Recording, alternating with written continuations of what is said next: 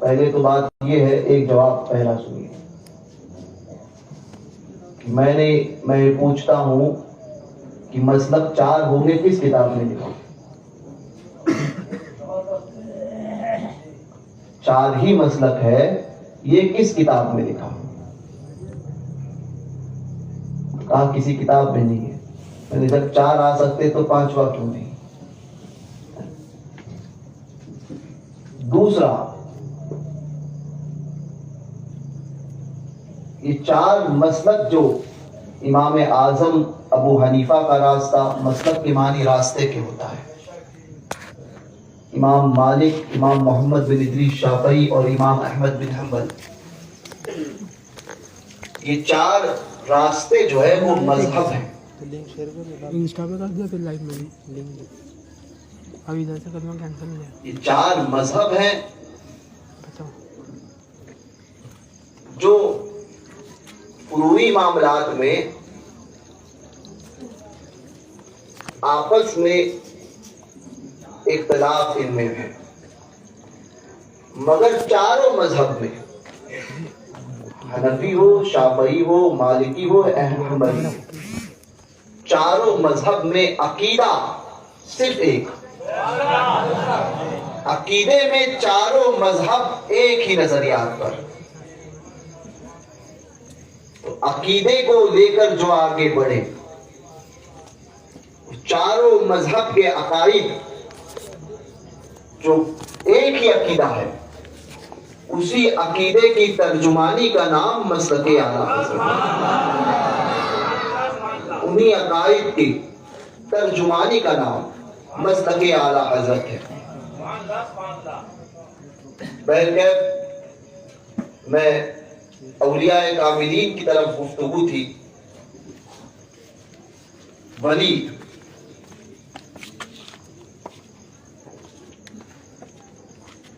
اور ان بزرگوں نے ایک مذاہب، یعنی جس کو مسلک اعلیٰ حضرت اس دور میں کہتے ہیں، سب بزرگوں کا وہی مسلک رہا. ایک معاملے میں یعنی عشق جو تھا وہ سب میں غالب رہا. حضرت احمد الکبیر رفاعی رضی اللہ تبارک و تعالی عنہ، غوث پاک رضی اللہ تبارک و تعالی عنہ سے کہ ایک مرید نے غوث پاک سے پوچھا تھا، حضور مل عشق، عشق کیا ہے؟ مل عشق.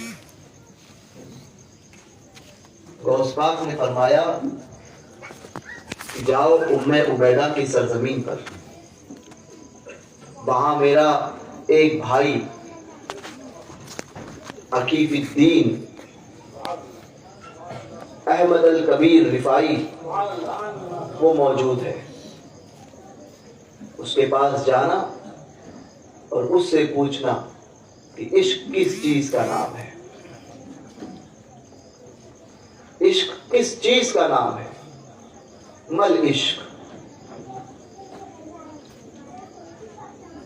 اور جب کچھ حالات ناگوار نظر آئے تو غوث پاک نے پانی دیا تھا، اور ایک روایت میں لوبان تھا، پانی اور لوبان. تو یہ لوبان کر دینا اور پانی چھڑک دینا. کہا لوبان کرنا کہاں ثابت؟ میں نے کہا غوث پاک نے کیا. سمجھے؟ اور ہمارے لیے دلیل اتنی کافی ہے کہ ہمارے بزرگوں نے کام کیا. وہ لوگ کہتے ہیں صلاۃ و سلام پڑھنا کہاں ثابت ہے؟ میں نے کہا تم دلیل، اگر یہ سوال براہ راست تمہارا ہے جس کو کچھ آتا جاتا نہیں، اس کے لیے دلیل میں اتنا کافی ہے کہ ہمارے بزرگوں نے یہ کام کیا. قیام تعظیمی ہمارے بزرگوں نے کی، کھڑے ہو کر سلام ہمارے بزرگوں نے پڑھا. تو عوام کے لیے یہی دلیل کافی ہے کہ ہم اپنے بزرگوں کے طریقے پر عمل کرتے ہیں. تمہارے کندھے پر بندوق رکھ کر کوئی اور چلا رہا ہو تو پھر وہ خود سامنے میدان میں آئے، تو پھر اس کو قرآن و حدیث سے جواب دیا جائے گا۔ قیام تعظیمی کہاں ثابت ہے؟ اور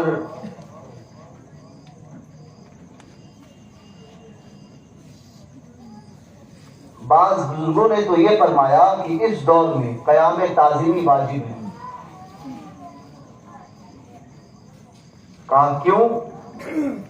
فرمایا وہ کام جس سے بد مذہب چڑے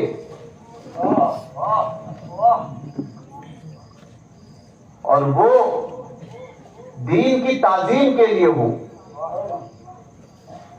رسول کی تعظیم کے لیے ہو، اب اس پر عمل کرنا واجب۔ کہا دلیل؟ میں نے کہا دلیل میں دیکھو، مخدوم سمنا کو پیش کرتا ہوں۔ حضرت مخدوم اشرف جہانگیر سمنانی، قطب عالم، غوث العالم، محبوب یزدانی، لطائف اشرفی شریف کا 33واں باب اٹھا کر دیکھ لیجیے۔ تو انہوں نے فرمایا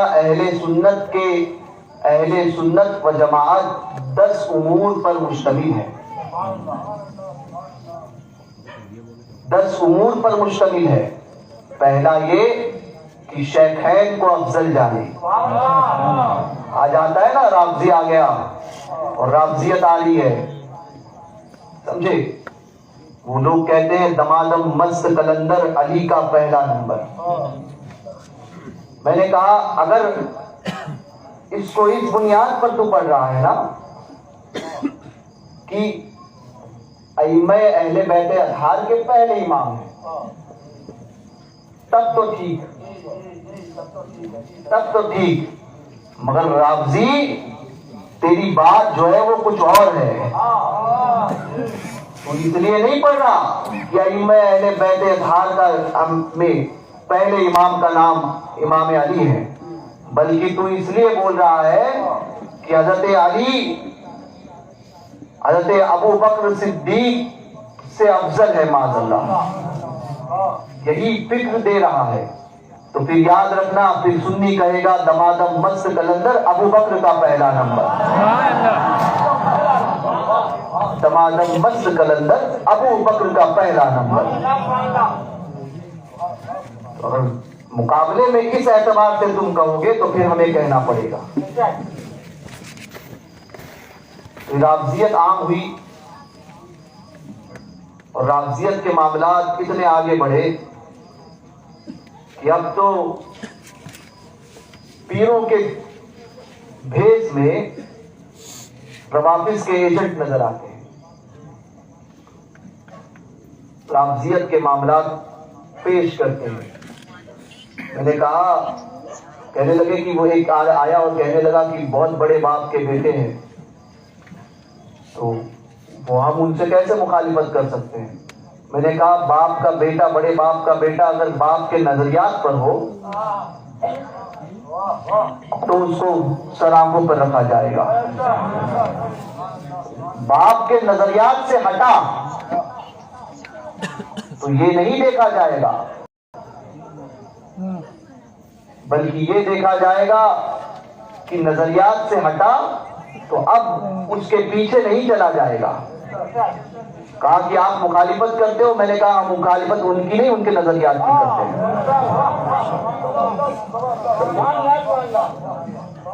پیر کی مخالفت نہیں کرتے، اگر پیر اہل سنت کے نظریات پر ہے تو اس کی جوتیاں ہمارے سروں پر، مگر اگر نظریات اہل سنت سے الگ ہو گئے تو اس نظریات کی ضرور مخالفت کریں گے، اور پھر اس نظریات میں اگر گستاخی کا پہلو بھی ظاہر ہو گیا نا تو پھر اس پیر کی بھی مخالفت کریں گے۔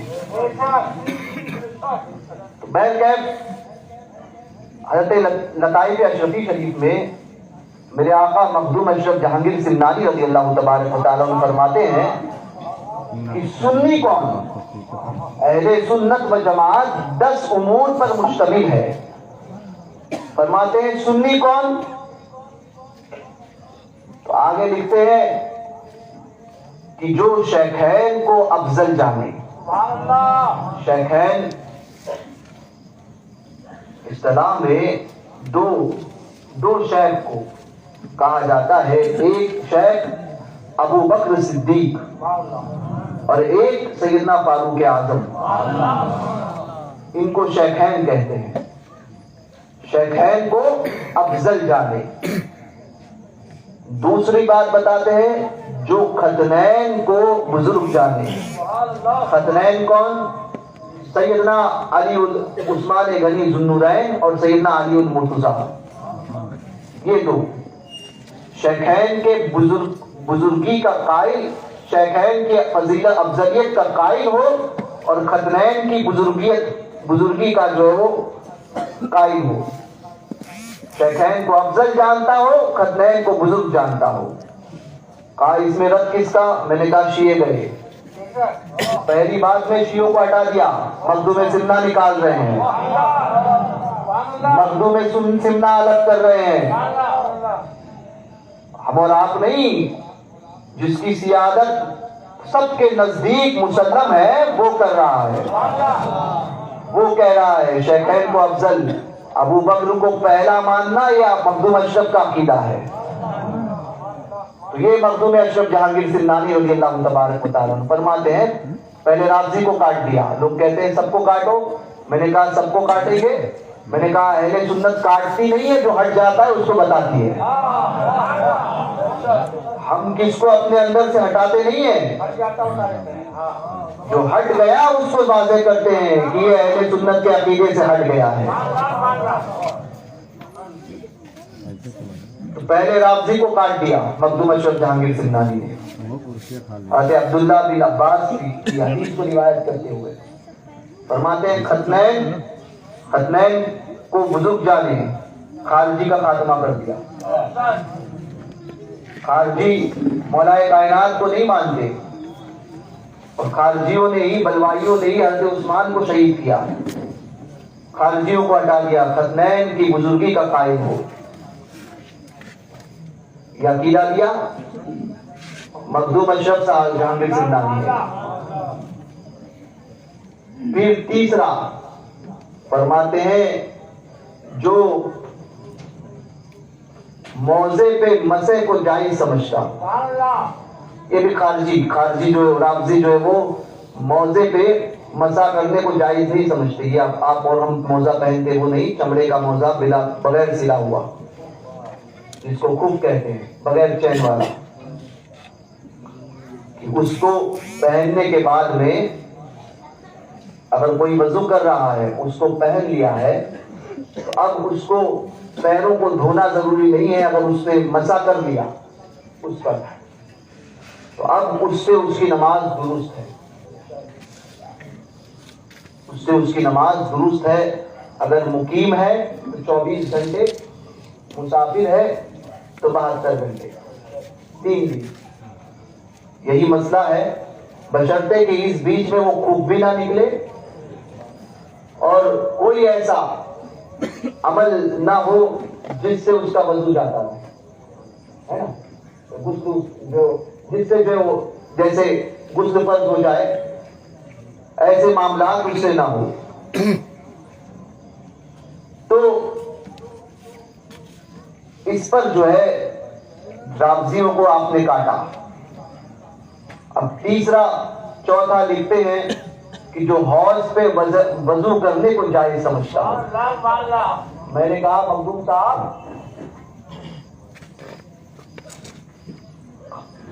حضرت شیخین کو افضل ماننا تو سمجھ میں آیا، حضرت شیخین کو افضل ماننا تو سمجھ میں آیا، ختنین کو بزرگ ماننا تو سمجھ میں آیا. یہ فروعی مسئلہ، موضع پر مسح کا مسئلہ عقیدے سے تعلق نہیں رکھتا اور حوض پہ وضو کا مسئلہ عقیدے سے تعلق نہیں رکھتا. تو پھر اس کو آپ نے اہل سنت کے اندر کیوں گنایا؟ مخدوم پاک فرماتے ہیں سن، اس لیے کیونکہ رافضی چڑھتا ہے، رافضی مخالفت کرتا ہے. مخالفت میں رافضی آیا ہے اور رافضی کہتا ہے کہ اس سے وضو نہیں ہوتا، تو اب یہ ضروریات دین میں شامل ہو گیا. اب جو اس کی مخالفت کرے گا وہ اہل سنت سے باہر ہوگا.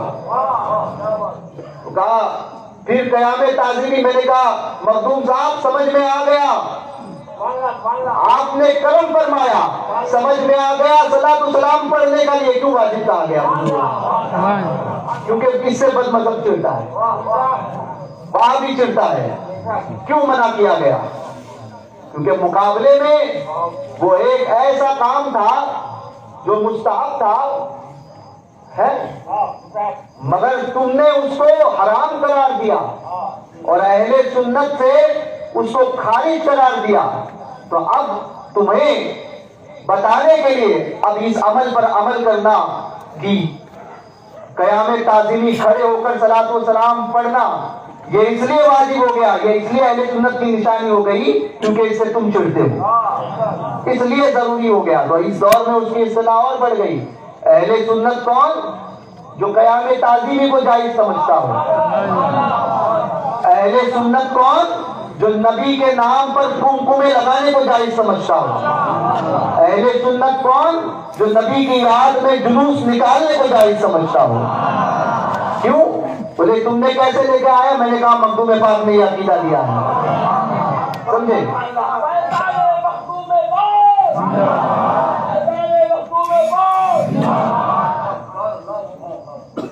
یہ عقیدہ جب اہل سنت کے مستحبات پر حملہ ہوگا نا تو اب اس پر عمل کرنا لازم ہو جائے گا.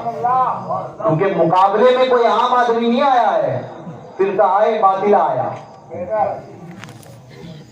باطل فرقے سے مقابلہ ہوگا تب وہ بھی اہل سنت کے شعار میں اس کی نشانیوں میں شامل ہو جائے گا. جو سنی جس کام میں جو کام کرتے ہیں اور مستحب ہے اور وہ کام ایسا کام ہے جو شریعت سے نہ ٹکرائے، تو اب وہ اہل سنت کی پہچان ہو جائے گی.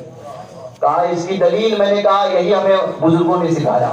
10 امور کو پڑھ لینا، باقی کے 6 امور جو ہے وہ ایسے ہیں جس کا تعلق عقیدے سے نہیں، وہ فروعی مسائل ہیں، مگر اس کے مقابلے میں کوئی نہ کوئی بد مذہب آیا تو اب اس پر عمل کرنا ضروری. اور بزرگوں نے فرمایا کہ یہ اہل سنت کی نشانیوں میں سے ایک نشانی ہے. سمجھ میں آئی بات؟ سنیوں حضرت سرکار غوث پاک بات چلی تھی وہ لبان سے بات چلی. آپ نے لبان دیا، پانی دیا اور فرمایا مل عشق، جا کر پوچھ لینا عشق کیا ہے.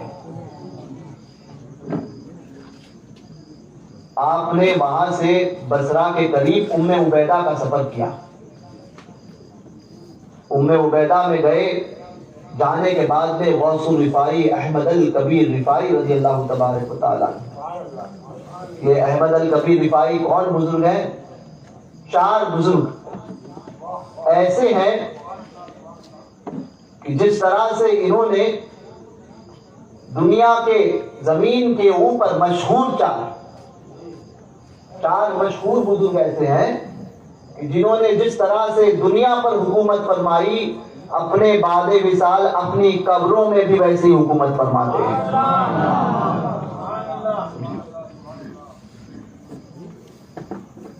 ایک سرکار سیدنا غوث العظم شیخ عبد القادر جیلانی، دوسرے حضور غوث الرفاعی احمد الکبیر رفاعی، تیسرے حضرت ابراہیم دسوقی، چوتھے سید احمد البدوی.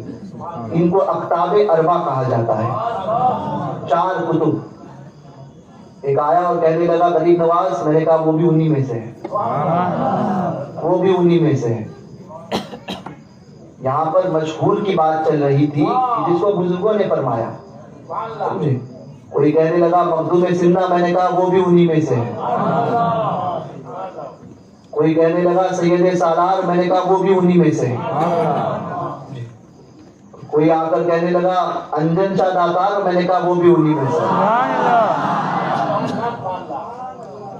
تو یہ 4 بزرگ حضور غوث رفاعی احمد الکبیر رفاعی رضی اللہ تبارک و تعالیٰ عنہ ایک مرتبہ حضور غوث پاک رضی اللہ تبارک و تعالیٰ عنہ کی بارگاہ میں ایک شخص حاضر ہوا، ملاقات کی اور سوچنے لگا کہ شیخ عبدالقادر جیلانی کی خدمت میں تو حاضر ہو گیا، ان کا دیدار تو کر لیا، کاش غوث رفاعی احمد الکبیر رفاعی سے شرف ملاقات ہو جاتی۔ اتنا کہنا تھا، حضور غوث پاک جلوہ افروز تھے، غوث پاک کے پہلو میں حضرت غوث رفاعی احمد الکبیر رفاعی ظاہر ہوئے، سبحان اللہ، ظاہر ہوئے۔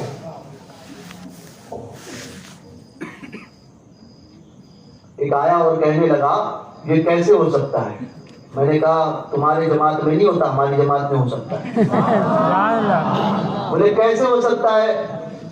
عقل میں سمجھ میں نہیں آتی۔ میں نے کہا اسی کا نام کرامت ہے، جو عقل میں نہ سمجھ میں آئے اسی کو کرامت کہتے ہیں۔ دھندوں گڑوں کی عقل میں سمجھ میں آئے تو کرامت کیسی رہے؟ تو عقل میں سمجھ میں نہ آئے وہی کرامت ہوتی ہے۔ ظاہر ہوئے اور پھر اس شخص کی طرف دیکھ کر فرمایا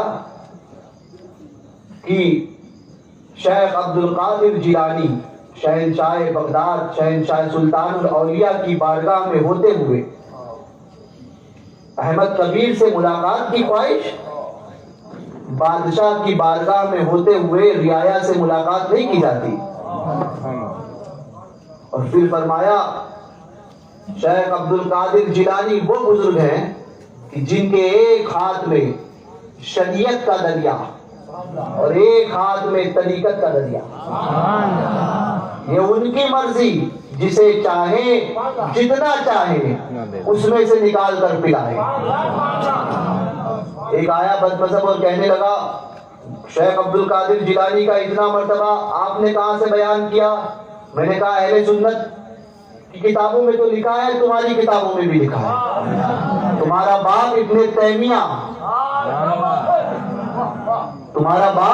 ابن تیمیہ اپنی کتاب میں لکھتا ہے شیخ عبدالقادر جیلانی کی کرامت حد تواتر پہ ثابت ہے، اس کا انکار کیا نہیں جا سکتا۔ جا کر پوچھ لینا ابن تیمیہ کون ہے اور کہو کہ ابن تیمیہ کے عقائد کو مانتے ہو یا نہیں مانتے، تو کہیں گے نہیں ابن تیمیہ تو ہمارا یہ آدمی تھا ہمارا، لیکن بات تمہارے عقیدے کی کر گیا، ہے نا؟ کہے گا تھا تو ہماری جماعت کا ہی، مگر بات تمہارے عقیدے کی کر گیا، تمہاری کتابوں میں لکھا ہوا ہے۔ تو احمد الکبیر رفاعی کی بارگاہ میں وہ پہنچا، ام عبیدہ میں حضرت احمد الکبیر رفاعی بیٹھے ہوئے تھے، جلوہ افروز سے بیٹھے ہوئے، حاضری ہوئی، پھر دست بوسی ہوئی۔ اب لوگوں نے اس پہ بھی کہنے لگ گئے کہ یہ دست بوسی کیوں کرتے ہیں؟ کئی دلائل ہیں، علماء ہے یہاں پر موجود، میں تو ایک عام آدمی ہوں، میں تو اس سے کہتا ہوں، لوگ کہتے ہیں نا کہ بعض لوگ تو ایسا ہوتا ہے کہ دور سے ایسا چومتے ہیں، بولے یہ بھی کیوں کرتے ہو؟ میں نے کہا مقابلے میں اگر تم ہو نا تو پھر تمہارے لیے دلیل یہ ہے کہ حجر اسود کو قریب سے بھی چوما جاتا ہے، دور سے بھی چوما جاتا ہے۔ حضرت معذرت کے ساتھ مقابلے میں اگر وہ ہے تو سمجھے، مقابلے میں اگر تم ہو تو پھر تمہارے لیے یہی ہے کہ حجر اسود کو یوں بھی چومتے ہیں اور ہاتھ لگا کے بھی چومتے ہیں اور براہ راست بھی چوما جاتا ہے۔ تو مقابلے میں تم آؤ گے تو دلیلیں تو ہمارے پاس بہت ہیں۔ کہا تم لوگوں کے لیے، میں نے کہا سنی کو دلیل کی ضرورت نہیں ہوتی ہے، سنی نے اللہ کے رسول کو بے دلیل محبوب رب العالمین سنی نے اولیاء کاملین کو بے دلیل اللہ کا ولی مانا ہے۔ ہمیں دلیلوں کی ضرورت نہیں ہوتی ہے، ہم عشق کے بندے ہیں، کیوں بات بڑھاؤں؟ بے خودی میں سج گئے دریا تباہ، جو کیا اچھا کیا پھر تجھ کو کیا، کرے ہم مرغا کھائے ہم، کھانا بنے ہمارے گھر، بریانی ہمارے گھر، پیٹ میں دکھتا تیرے۔ تو اب یہ تو نصیب کی بات ہے، اللہ نے جس کے مقدر میں جو لکھ دیا۔ یہ ہمارے مقدر میں غوث کا مرغا آیا تو اس سے جلنا نہیں، بلکہ اپنے مقدر پر کی طرف غور کرو کہ ہم سے کیا خطا ہو گئی کہ کوا ہی ملا بیل پہ، اور ہم نے بھی نہیں دیا، تمہارے ہی باپ دادا نے ثابت کیا کہ جائز۔ ہمارے نزدیک تو آج بھی حرام ہے نا۔ وہ زاغ معروف کی تعریف کرنے کے لیے نہیں جانا ہے،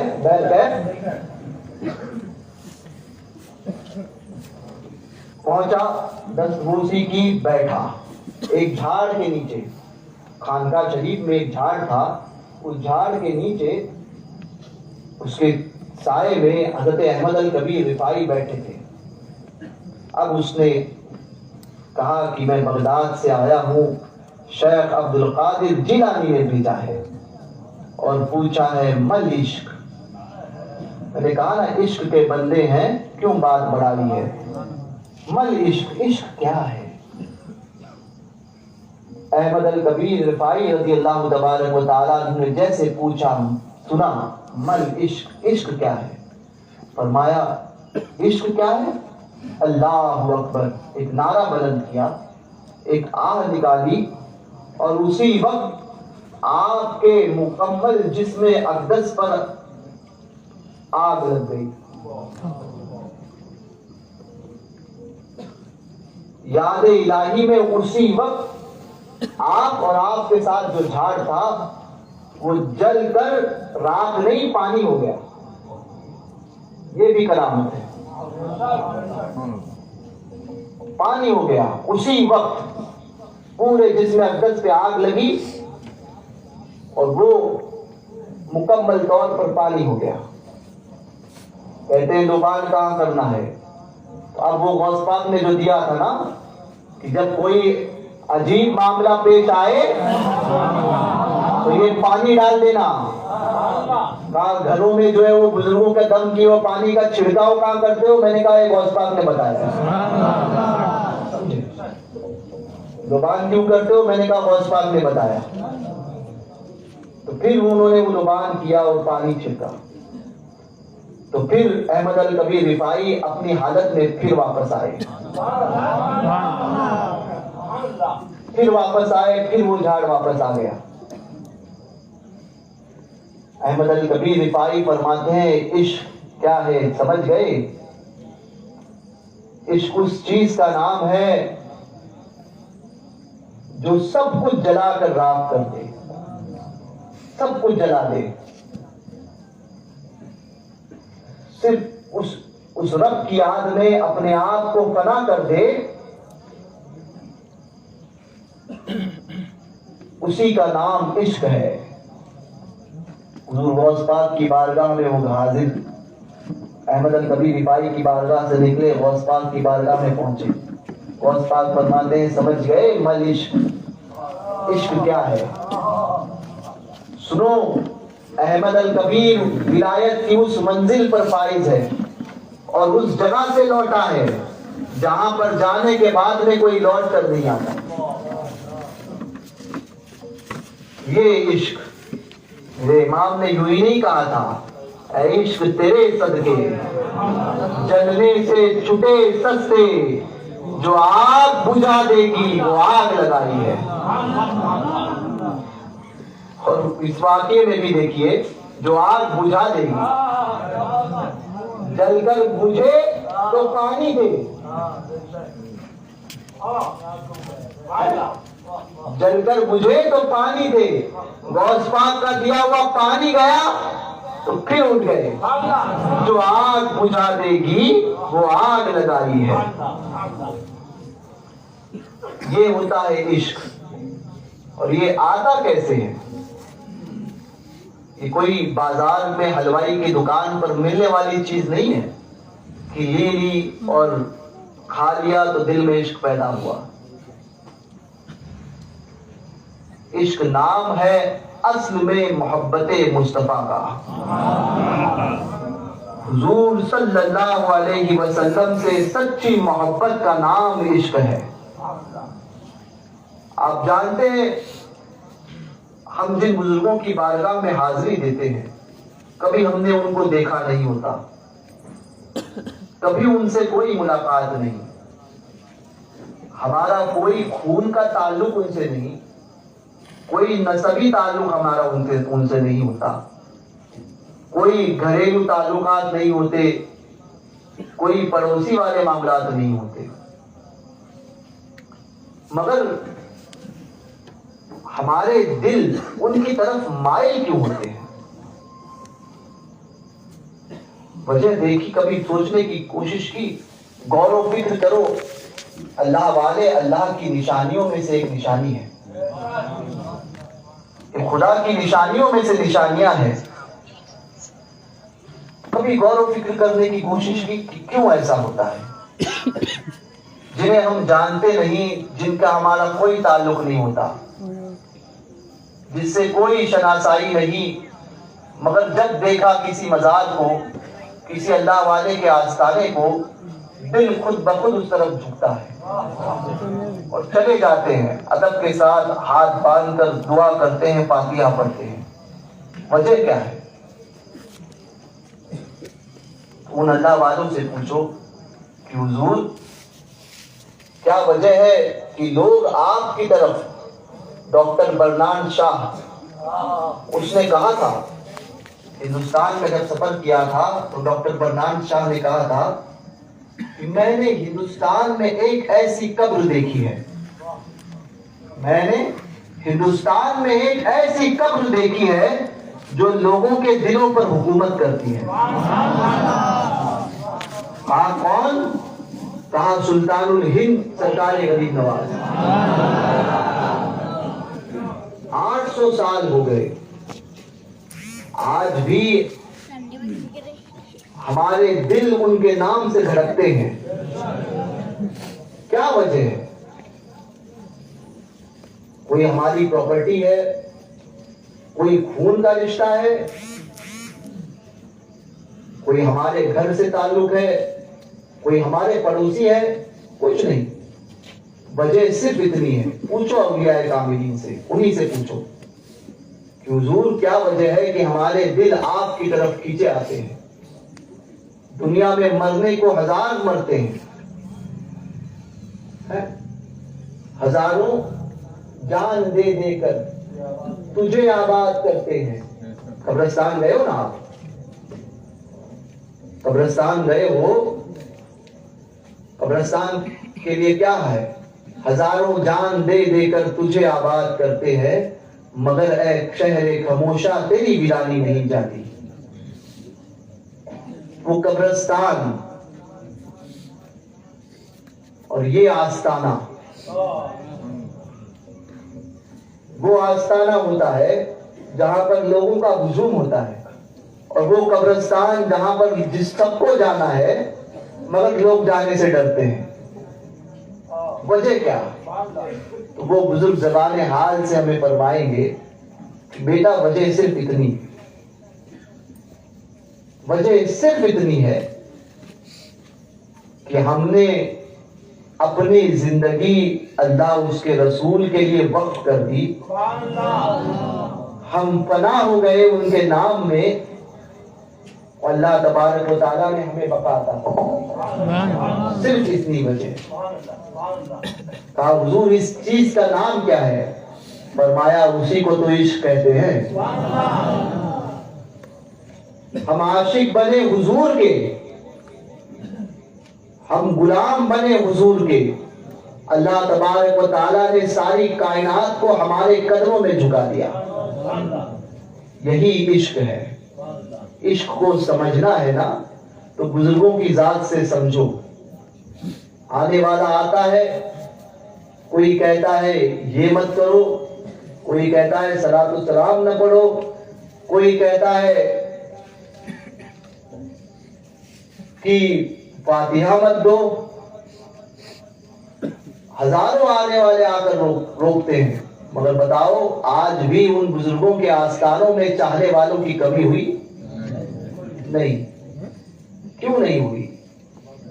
میں نے کہا تمہارے نام سے، تمہارے بلانے سے تمہاری بیوی بھی نہیں آتی، تیرے بلانے سے تیری بیوی نہیں آتی، اور یہ اولیاء کاملین کا تصرف، اس سے بڑی کرامت کیا ہو سکتی ہے کہ ان کے نام پر ان کے دیوانے مچلتے ہوئے ان کی بارگاہ میں حاضری دیتے ہیں۔ ہزاروں روپیہ خرچہ کرو، پھر بھی اتنی تعداد تم جمع نہیں کر سکتے۔ سب کے لیے ہے یہ، کوئی حکومت ہو یا کوئی دوسرا ہو، اجتماع کرتے ہو،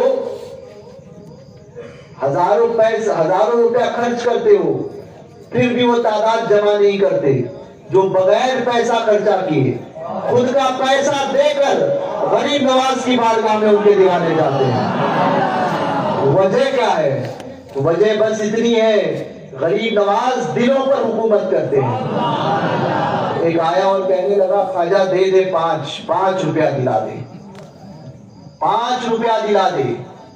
خواجہ 5 روپے کا سوال ہے، کوئی کہتا ہے 500 روپیہ بہن کہ جتنے بھی ہو، 5 کا سوال ہے۔ وہیں پر ایک تھا جو صرف یہ معائنہ کرنے گیا تھا کہ غریب نواز کی بارگاہ میں کون آتے ہیں۔ میں نے کہا معائنہ کرنے کی ضرورت نہیں تھی، جا کے پوچھ لیتا، بتا دیتا صرف عاشق آتے ہیں، جو ان کے عاشق ہوتے ہیں وہی جاتے ہیں۔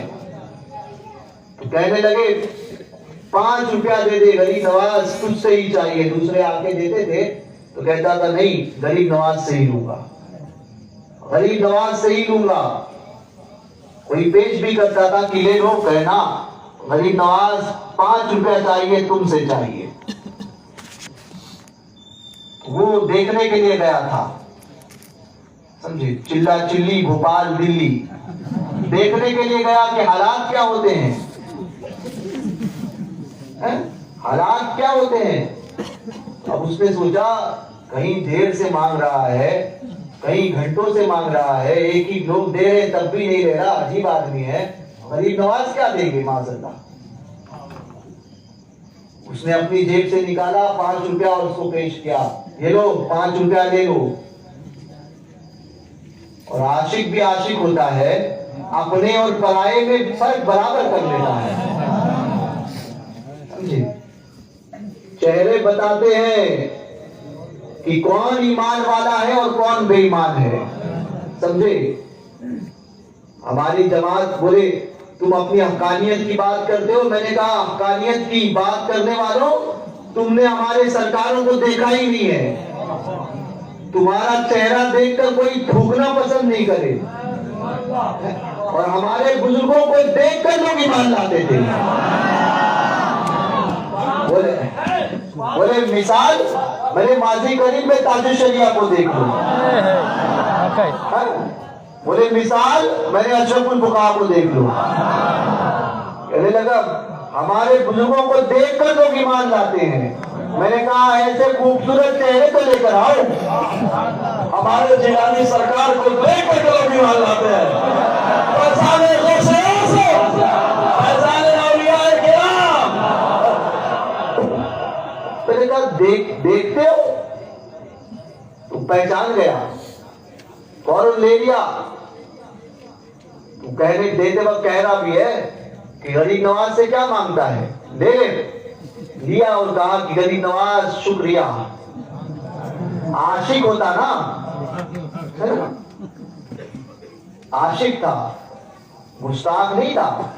کہا کہ واہ غریب نواز مان گئے، غریب نواز تیرے تصرف کو مان گیا، غریب نواز تیری کرامت کو مان گیا، واہ غریب نواز واہ، تمہاری سلطنت کو مان گیا، تمہاری بادشاہیت کو مان گیا۔ اب اس کے پیٹ میں دکھ رہا ہے، پہلے مانگ رہا تھا اب مانگ رہا ہے، دیا میں نے، مان رہا غریب نواز کو۔ تو عاشق کہتا ہے بدبخت خاموش ہو، تو نہیں سمجھے گا، ہم عشق کے بندے ہیں، کیوں بات بڑھائی ہے، ہم عشق کے بندے ہیں، کیوں بات بڑھائی ہے۔ کہنے لگا غریب نواز کو کیوں مان گیا؟ کہا غریب نواز تمہاری سلطنت کو، تمہاری حکومت کو، تمہاری بادشاہیت کو میں نے تسلیم کیا۔ بولے بات کیا ہے؟ بولے سن، کھل کے سننا چاہتا ہے تو سن، کھل کے سننا چاہتا ہے۔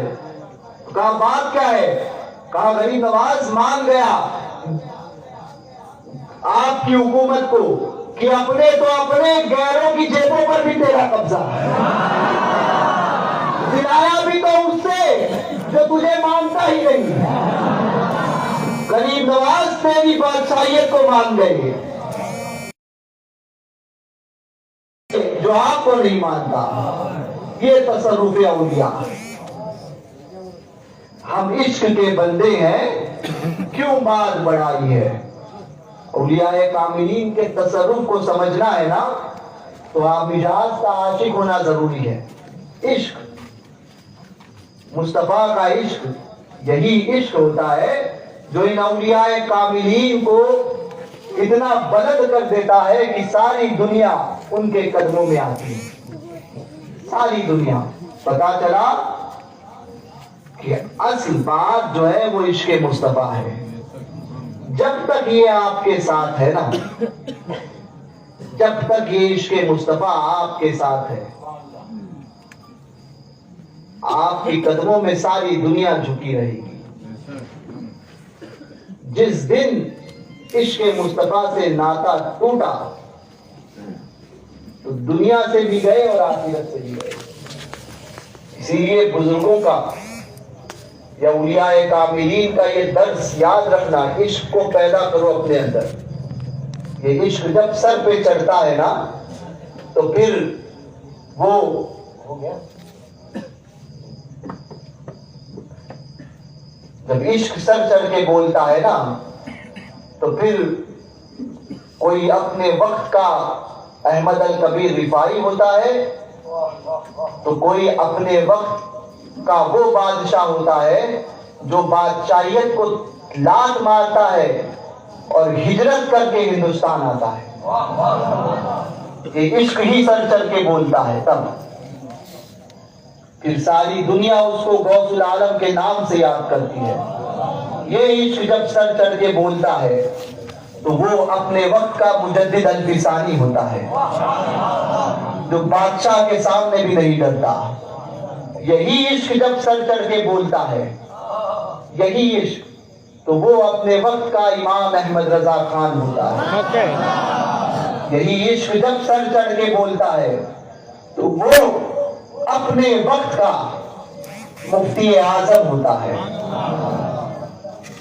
عشق پیدا کرو، اور جب یہ عشق پیدا ہوگا تو اس کا فائدہ کیا ہوگا؟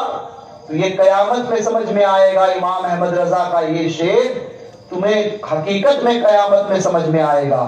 اے عشق تیرے صدقے جلنے سے چھٹے سستے، جو آگ بجھا دے گی وہ آگ لگائی ہے۔ اللہ کی سرتاب اور عشق کیا ہے؟ تو امام احمد رضا خود فرماتے ہیں، اللہ کی سرتاب قدم شان ہے یہ، انسان نہیں انسان، انسان نہیں انسان، وہ انسان ہے وہ۔ قرآن تو ایمان بتاتا ہے انہیں، ایمان یہ کہتا ہے میری جان ہے یہ، ایمان یہ کہتا ہے میری جان ہے یہ۔ میرے پاس بولنے کے لیے بہت چیزیں تھی، بہت باتیں تھی، چونکہ وقت ہو گیا ہے اس لیے پھر کبھی اللہ تبارک و تعالیٰ نے زندگی دی، اللہ تبارک و تعالیٰ نے کرم فرمایا اور زندگی نے وفا کی۔ اللہ اس کے رسول کا فضل ہوا، زندگی نے وفا کی، تو پھر کبھی انشاءاللہ تبارک و تعالیٰ اولیاء کاملین کے تصرف پر بات کروں گا کہ جسے کوئی کر نہیں سکتا، جن کاموں کو، ان کاموں کو اللہ کے ولی کرتے ہیں۔ جہاں پر سب کی رسائی ختم ہوتی ہے وہاں سے ان کی رسائی شروع ہوتی ہے۔ اولیاء کاملین کی رسائی کا یہ عالم ہے۔ تو پھر میرے مصطفیٰ کی رسائی کا عالم کیا ہوگا؟ مطلع میں یہ شک کیا تھا، واللہ رضا واللہ، صرف ان کی رسائی ہے، صرف ان کی رسائی ہے۔ سنیوں مضبوط بنو، حضور سے محبت کو پختہ کرو، پھر سمجھ میں آئے گا کہ دنیا کتنی ہیچ ہے اور حضور کی محبت کیسے جان ایمان ہے، پھر سمجھ میں آئے گا۔ دنیا کی حقیقت اس وقت تک نہیں سمجھ سکتے نا جب تک حضور کے عشق میں نہیں ڈوبو۔ ڈوب کر دیکھو، ان جلووں کو وہی دیکھ سکتا ہے نا، اور اس کی لذت کو وہی محسوس کر سکتا ہے جو ان جلووں میں ڈوب جاتا ہے۔ ڈوب کر دیکھو، ساری دنیا سے بے نیاز ہو جاؤ گے، اور ایسے بے نیاز کہ پھر تمہیں کسی چیز کی ضرورت نہیں پڑے گی۔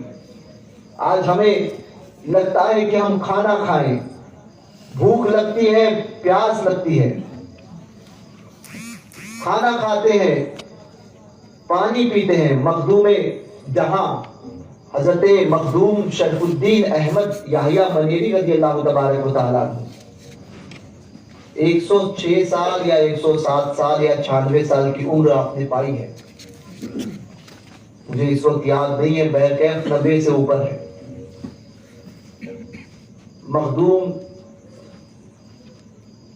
مخدوم جہاں شرف الدین احمد بن یحییٰ منیری رضی اللہ تبارک و تعالی عنہ، یہ وہ بزرگ ہے کہ مخدوم اشرف جہانگیر سمنانی رضی اللہ تبارک و تعالی عنہ انہی سے بیعت ہونے کے لیے تشریف لائے تھے، اور آپ کا وصال ہو گیا۔ پھر آپ پنڈوا شریف پہنچے،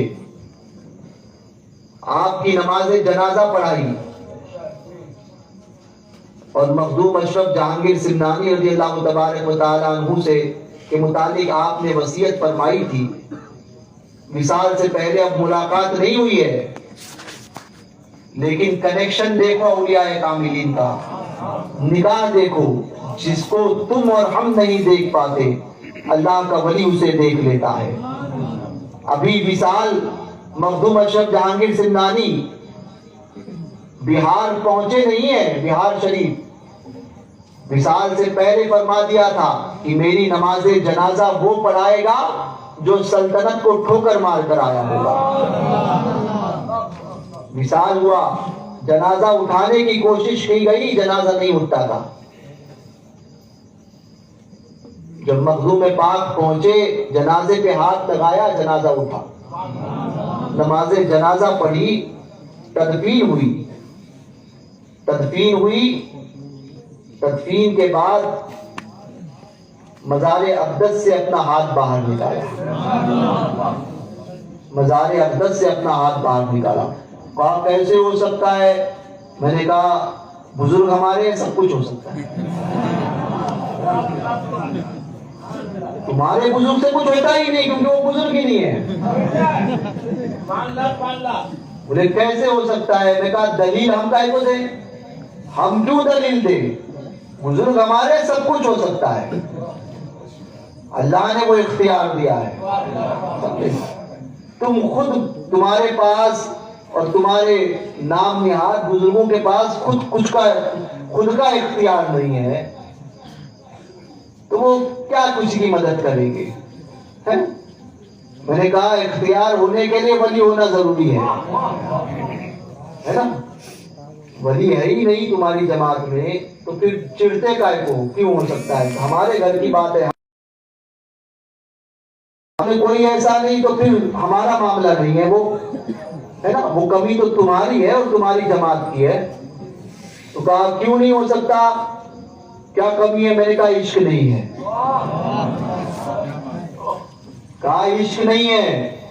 بولے کیا کرنا پڑے گا؟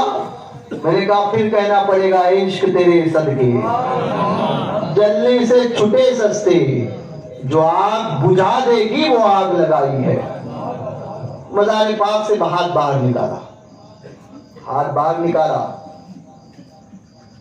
یہ ہاتھ نکلا اور فرمایا کہ میں نے جو وصیت فرمائی تھی، میرا ڈنڈا میری قبر میں رکھ دیا جائے، میرا عصا، میرا ڈنڈا لاؤ۔ کہنے لگے ہاتھ کیسے نکال سکتے ہیں؟ میں نے کہا خاموش رہے. میں نے کہا جا ملک شام. میں خود گیا, سیریا گیا ہوں, اور میں نے خود دیکھا ہے, دیکھا ہی نہیں بلکہ اس قدم کو چوما ہے. میں نے اس قدم کو چوما ہے. جاؤ ملک شام. حضرت ابو ایوب کردی رضی اللہ تعالیٰ عنہ 600 سال ہو چکے, مزار پاک سے آج بھی آپ کا سیدھا پیر باہر ہے. میں نے اس قدموں کو دیکھا ہے اور چوما ہے. 600 سال. میں نے کہا وہ پیر نکال سکتے ہیں, مقدم جا آپ کیوں نہیں نکال سکتے؟ وہ کپاس کے اندر جو ہے وہ کاٹن ہوتا ہے, کپاس, اس کے اوپر جو ہے وہ رکھا ہوا ہوتا ہے. اتفاق سے میری حاضری ہوئی تھی, وہ دکھاتے نہیں ہیں. اس نے مجھے دیکھا اور پوچھا کہ آپ شریف ہیں؟ وہاں سادات کو شریف کہتے ہیں, سید کو. تو میں نے کہا ہماری جماعت ہی شریف ہے نا, اہل سنت ہی شریفوں کی جماعت ہے. میں نے کہا الحمدللہ نام جی.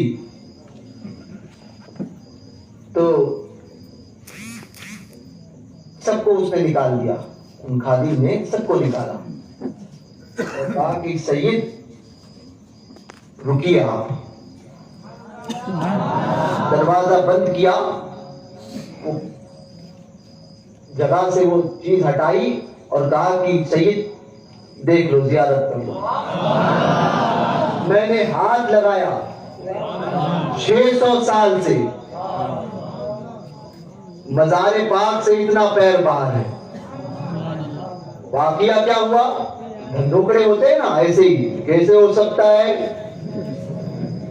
یہی واقعہ 600 سال پہلے بھی ہوا تھا. کیسے ہو سکتا ہے ان کا باپ کوئی پیدا ہوا ہوگا جس نے یہ بات کی تھی, کیسے ہو سکتا ہے. تو حضرت ابو ایوب کردی وہ یہ سوچا ہوتا تھا کہ اولیاء کاملین, سوچا چھوڑا گیا تھا کہ اپنی مزارات میں زندہ کیسے رہتے ہیں. مرنے کے بعد میں کوئی زندہ نہیں رہتا.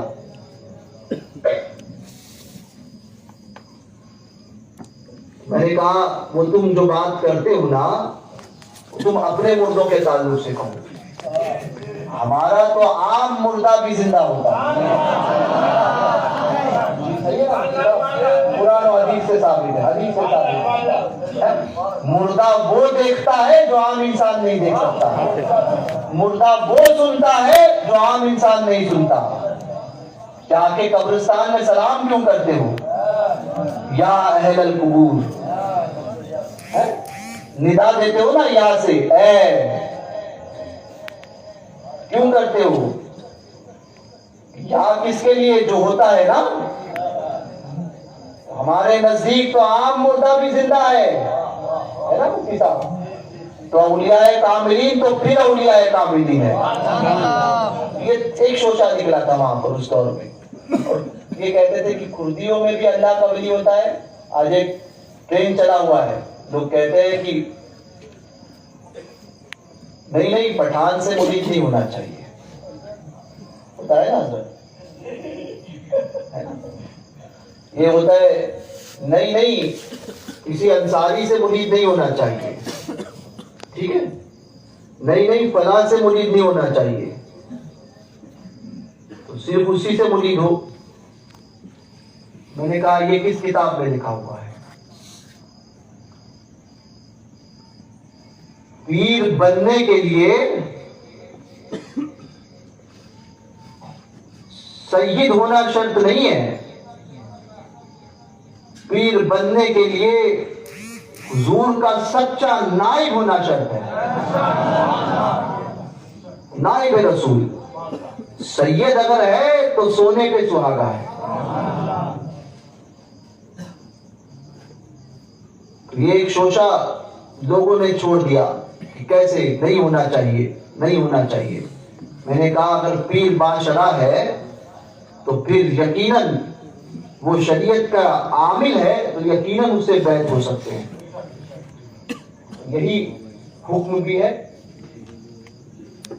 بہرکیف میں نے کہا اگر اسی بات کو مان لیا جائے تو آؤ زیادہ دور نہیں، میں آپ کو مخدوم اشرف جہانگیر سمنانی کے بارگاہ میں لے کے چلتا ہوں۔ بولے صرف سید سے ہونا چاہیے۔ میں نے کہا مخدوم پاک آپ کس سے منیر ہیں؟ کہا مخدوم علاء الحق پنڈوی رضی اللہ تعالیٰ عنہ سے۔ کہا حضور وہ سید تھے؟ کہا نہیں، خالد بن ولید کی اولاد سے، خالدی تھے۔ مسئلہ صاف ہو گیا۔ میں نے کہا ہمارے آقاؤں نے کی ہے، ہمارے آقاؤں نے کی ہے۔ اب آ کر کوئی کہے کہ یہ اس لیے کہتے کہ یہ میں غیر سید سے مرید ہوں تو میرے پیر و مرشد جو سید زادے اصلی سادات ہیں، مدینہ شریف میں ان کا مثال ہوا۔ لیکن ایک عام جو بات چلتی ہے نا، لوگوں میں ایک شوشہ پھیلایا جاتا ہے، اس کے رد کے لیے بات میں نے کہہ دی۔ بہرکیف ابو ایوب کردی رضی اللہ تبارک و تعالیٰ عنہ کے دور میں کردستان کے رہنے والے تھے، تو یہ شوشہ نکلا تھا۔ اب اس وقت بادشاہ کے پاس یہ لوگ گئے اور کہا کہ اولیاء کاملین قبروں میں زندہ نہیں ہوتے، یہ نہیں ہوتے، ایسا ویسا، اور کہنے لگے کہ کردیوں میں کوئی اللہ کا ولی نہیں ہوتا ہے، یہ بھی بات عام تھی۔ اب اس دور میں حضرت ابو ایوب کردی رضی اللہ تبارک و تعالیٰ عنہ ایسے بزرگ تھے کہ جن کی بزرگی پہ سب مسلم تھے، سب متفق تھے یہ بزرگ ہیں، سب متفق، جتنے لوگ تھے سب جانتے تھے کہ گروہ علماء بھی ہو، صوفیہ بھی ہو، عوام بھی ہو اور بادشاہ بھی ہو، سب جانتے تھے کہ یہ بزرگ ہے، اللہ والے ہیں۔ سب میں طے ہوا کہ ابو ایوب کردی ہی اس کا فیصلہ کریں گے، سب میں طے ہوا۔ کردیوں میں اللہ کا ولی نہیں کہ ولی اپنی مزار میں زندہ ہوتے یا نہیں ہوتے، یہ اس فیصلہ تھا۔ تو سب پہنچے حضرت ابو ایوب کردی رضی اللہ تعالیٰ عنہ کی بارگاہ میں اور عرض کی حضور یہ ایسا ایسا معاملہ ہے، آپ کیا فرماتے ہیں؟ حضرت ابو ایوب کردی نے فرمایا کہ نانا آج کیا جواب دوں، آپ لوگ کل آئیے گا، کیونکہ کچھ ہوتے ہیں نا جو کہا جاتا ہے نا کہ لاتوں کے بھوت باتوں سے نہیں مانتے، اس کو دو گے ایک دلیل تو بولے گا دوسری دلیل، پھر بولو گے دوسری دلیل دو گے تو بولے تیسری دلیل، پھر بولے بخاری میں کہاں لکھا ہے، پھر اس میں کہاں لکھا ہے، اس حدیث کی سند کیا ہے، یہ کیا ہے، وہ کیا ہے، وہ ساری باتیں یہی کرتے ہیں ایسے لوگ۔ تو ہم تو فخر الدین رازی رضی اللہ تبارک و تعالیٰ عنہ کے اس قول پہ عمل کرتے ہیں جو ان کے پیر و مرشد نے آپ کے لیے فرمایا تھا، فخر الدین کیوں نہیں کہتا کہ میں اللہ کو بے دلیل ایک مانتا ہوں؟ تو آپ نے فرمایا چاہتے تو دلیلیں دے سکتے تھے، فرمایا نا اس وقت بھی بڑے بڑے علماء تھے، مگر جو کام اولیاء کاملین اور سب ان پر متفق تھے، جیسے اس دور میں دو ایک ذات کی ولایت پر متفق تھے جس کا نام تھا قطب عالم نائب غوث اعظم شبیہ غوث اعظم قادری برقادری نوری رضی اللہ تعالیٰ۔ تو حضرت ابو ایوب کردی کی بارگاہ میں پہنچے، انہوں نے کہا کہ کل آنا۔ اب جب اتنے بڑے بزرگ نے کہہ دیا کل آنا تو اب مجال کس کی تھی؟ بادشاہ نے کہا جی حضور۔ اب دوسرے دن آئے، جیسے ہی ساری رعایا اور بادشاہ پہنچا تو پتا چلا کہ حضرت نے وصال فرما لیا۔ حضرت ابو ایوب کردی وصال فرما گئے، وصال فرما گئے جی۔ اب کیا کرتے؟ دلیل مانگنی تھی اور اس نے فرمایا تھا کل آنا، اب کائے کی دلیل؟ تو اولیاء کاملین وہ کرتے ہیں جو دوسرا کوئی نہیں کر سکتا، کیونکہ بات ہی ایسی تھی نا، تو دلیل بھی ایسی دینی تھی۔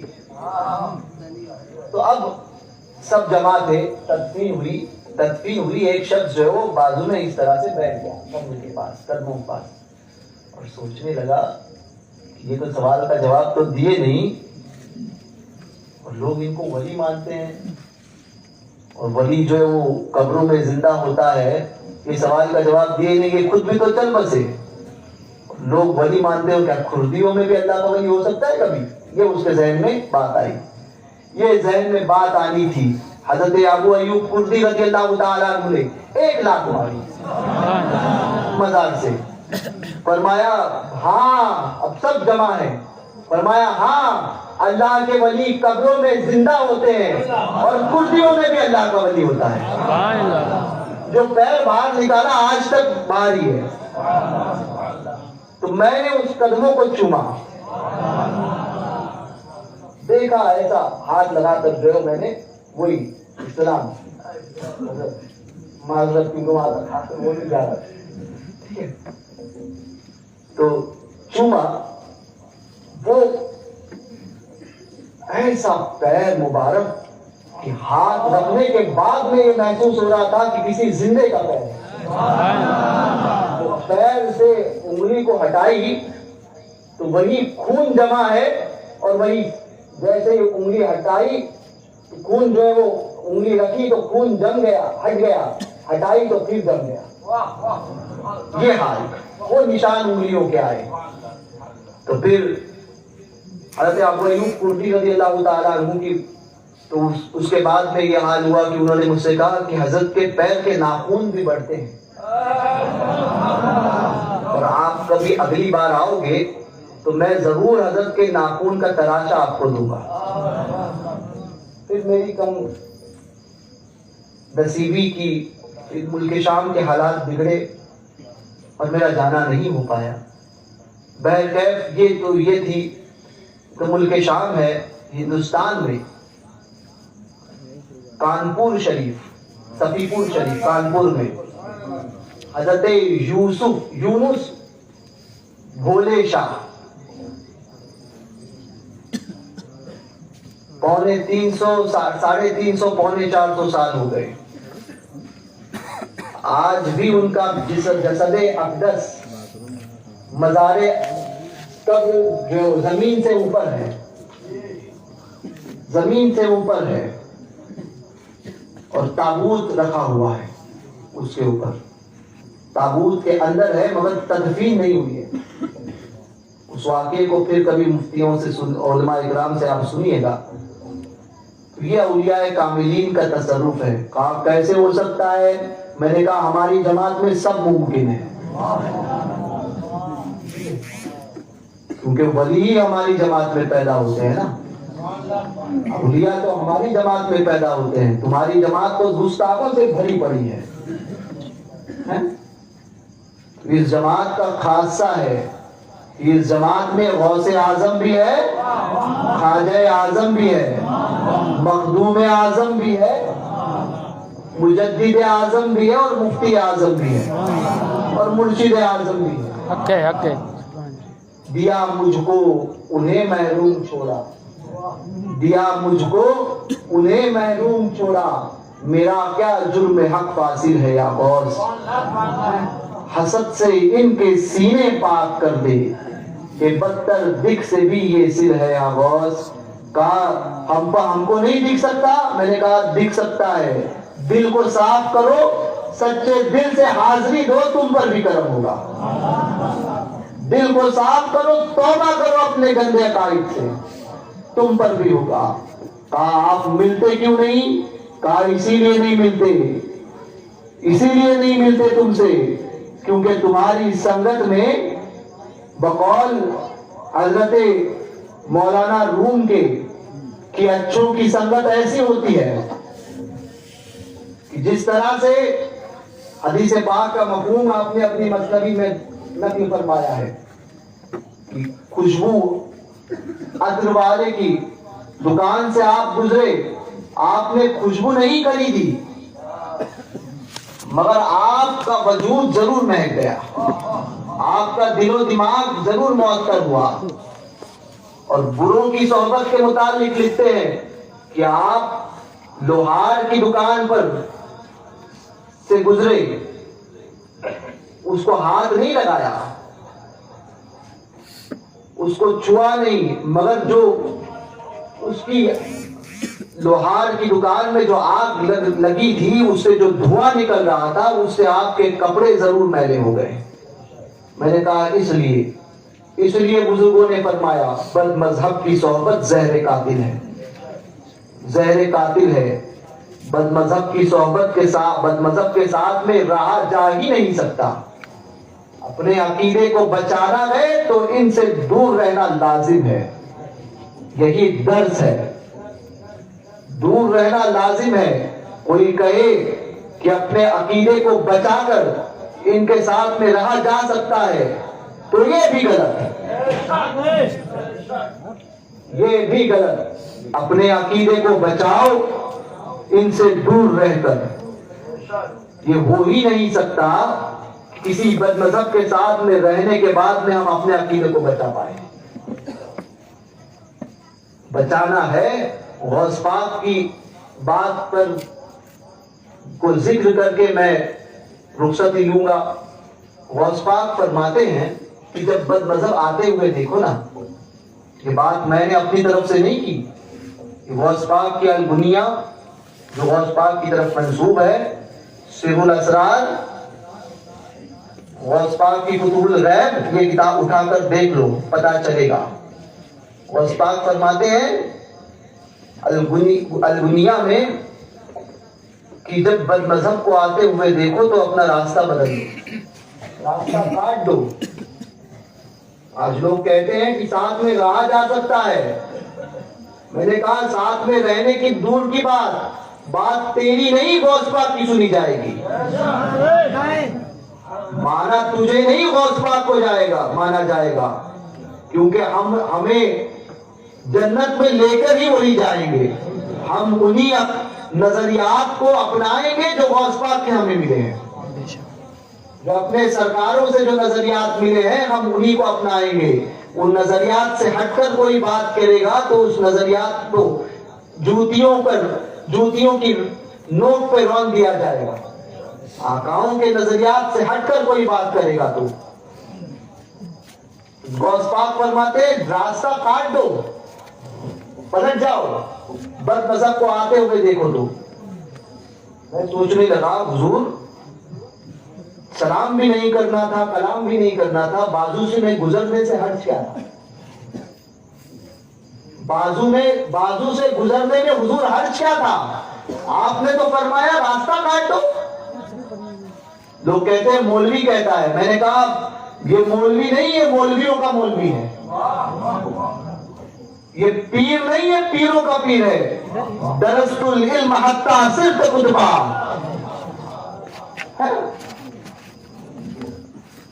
یہ پیروں کا پیر ہے۔ غوث پاک سے بڑا کوئی پیر ہو تو بتاؤ، اور غوث پاک سے بڑا کوئی مولوی ہو تو بتاؤ۔ علم کا عالم یہ تھا کہ ایک ایک دن میں 500 فتوے لکھتے تھے۔ بیک وقت حضور غوث پاک، پڑھو غوث پاک کو، ظاہروں پڑھا نہیں ہے اور غوث پاک کے حوالے دیتے ہو، غوث پاک کی بات کرتے ہو، تمہارے منہ سے اچھی بھی نہیں لگتی ہے۔ غوث پاک کا نام لیتے ہو تو سب سے پہلے غوث پاک کے نظریے کو اپنانا پڑے گا، غوث پاک کے نظریات کو اپنانا پڑے گا، تبھی تم غوث پاک کے ماننے والے کہلاؤ گے۔ غوث پاک کا نظریہ چھوڑ کر غوث پاک کا نعرہ لگاؤ گے تو یہ نعرہ تمہیں کوئی کام نہیں دے گا۔ غوث پاک کے عقیدے کو اپنانا ہوگا، غوث پاک کے نظریات کو اپنانا ہوگا، سمجھے؟ میں نے کہا غوث پاک سے بڑا پیر اور غوث پاک سے بڑا کوئی عالم لے کر آؤ۔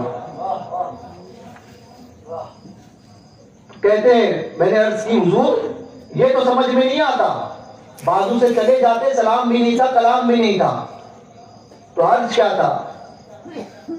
فرماتے ہیں بیٹا جو ہم سمجھتے ہیں وہ تم نہیں سمجھتے، اور جو ہم دیکھتے ہیں وہ تم نہیں دیکھتے، سمجھے؟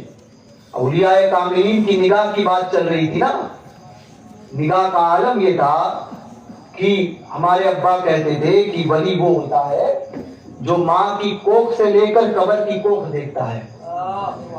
اس لیے ولیوں سے عداوت نہیں کرنا، جھگڑا نہیں موڑنا، ماں کی کوکھ سے لے کر قبر کی کوکھ، یعنی ماں کے پیٹ میں کیا ہے یہ بھی وہ جانتا ہے، اور کس قبر میں جائے گا وہ بھی وہ جانتا ہے۔ اب اس پر کوئی آ کر ہے نا, کوئی مطلب اس پر واویلا نہیں مچائے, کوئی نئی بات شوشہ نہیں چھوڑے. شوشے چھوڑنے والوں تمہارا تو کام ہی وہی ہے, شوشے چھوڑتے رہو. ہم عشق کے بندے ہیں, کیوں بات بڑھا رہا ہے. تو غوث پاک فرماتے ہیں کہ یاد رکھنا, بازو سے سلام کلام تو دور کی بات, غوث پاک نے بازو سے جانے سے منع فرمایا, آستہ کاٹ دو. کہا حضور کیوں؟ فرماتے ہیں بد مذہب جب گزرتا ہے نا تو اللہ کی لعنت اس پر برستی ہوتی ہے. یہ غوث پاک کا فرمان ہے, یہ آج کا کوئی مولوی نہیں کہہ رہا ہے, غوث پاک فرما رہے ہیں. نہ ان سے بڑا کوئی صوفی لا سکتے ہو, نہ ان سے بڑا کوئی عالم لا سکتے ہو, نہ ان سے بڑا کوئی پیر لا سکتے ہو. وہ غوث پاک فرماتے ہیں جو لعنتیں اس پہ برستی ہوتی ہے نا اللہ کی, کیونکہ وہ دین اسلام سے خارج ہو جاتا ہے, مرتد ہوتا ہے, تو لعنت جو اس پہ برستی ہوتی ہے, فرماتے ہیں کہ تم اس کے بازو سے اگر گزر گئے تو کہیں اس کے چھینٹے تم پہ نہ پڑ جائے. اس لیے اپنا راستہ کاٹو, اس لیے اپنا راستہ کاٹو. اور اسی لیے فرمایا گیا کہ ان کی صحبت میں مت رہو. جو صحبت میں رہے گا تو پھر وہ لعنتیں اس پہ برستی ہے, تو پھر وہ بھی کہتا ہے نہیں نہیں ٹھیک ہے, یہ بھی ہونا چاہیے, وہ بھی ہونا چاہیے, اس کو بھی آنے دو, اس کو بھی ویلکم. سمجھے؟ اس لیے فرمایا گیا کہ دوری اختیار کرو, دوری اختیار کرو. بس اسی کے ساتھ میں اپنی گفتگو کو ختم کرتا ہوں. اللہ تبارک و تعالی مجھ سے اگر کوئی کہنے میں غلطی ہوئی ہو, کوئی ایسا لفظ میری زبان سے نکلا ہو جو خلاف شرع ہے, اور کوئی ایسے الفاظ میں نے بیان کر دیے ہوں جس پر شریعت کی پکڑ ہو, تو میں ان علماء سادات کی اور حاضرین مجلس آپ سب کی موجودگی میں توبہ کرتا ہوں. میرے ساتھ آپ بھی اس بات پر توبہ کیجئے کہ کسی میری غلط بات پر آپ نے حامی نہ بھری ہو. پڑھیں استغفر اللہ ربی من کلی ذنب واتوب الیہ, لا الہ الا اللہ محمد رسول اللہ صلی اللہ علیہ وسلم. اور مسجد کے لیے آپ حضرات سے پھر سے اپیل ہے کہ وہاں پر جاتے جاتے جو ہو سکے بچے کھڑے ہیں, اللہ اس کے رسول کی رضا کی خاطر. فاروق صاحب کی طرف سے 1200 روپے آئے ہیں, اللہ اس کے رسول کی رضا کی خاطر, اس لیے کہ اللہ اس کا رسول ہم سے راضی ہو جائے اور ہمارا یہ عمل اللہ تبارک و تعالیٰ کی رضامندی کا سبب بنے اور ہمیں جہنم سے آزادی مل جائے. بس اس نیت سے جو ہے وہ اپنے لیے, اپنے مرحومین کے ایصال ثواب کے لیے ضرور بضرور دیتے جائیں. خواتین حضرات جو ہمیں سن رہی ہوں گی, اللہ نے اگر انہیں نوازا ہے تو وہ بھی ہماری ماں بہنیں اس نیت سے